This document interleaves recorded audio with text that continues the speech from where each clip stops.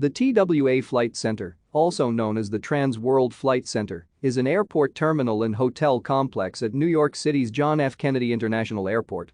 The original terminal building, or head house, operated as a terminal from 1962 to 2002 and was adaptively repurposed in 2017 as part of the TWA Hotel. The head house is partially encircled by a replacement terminal building completed in 2008, as well as by the hotel buildings. The head house and replacement terminal collectively make up JetBlue's JFK operations and are known as Terminal 5 or T5.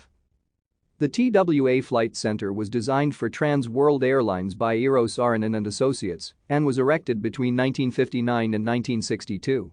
It featured a prominent wing-shaped thin shell roof supported by four Y-shaped piers. Inside was an open three-level space with tall windows enabling views of departing and arriving jets. Two tube-shaped red-carpeted departure-arrival corridors extended outward from the terminal, connecting to the gates. Thank you for watching. Like and subscribe if you would like to view more of our videos. Have a nice day.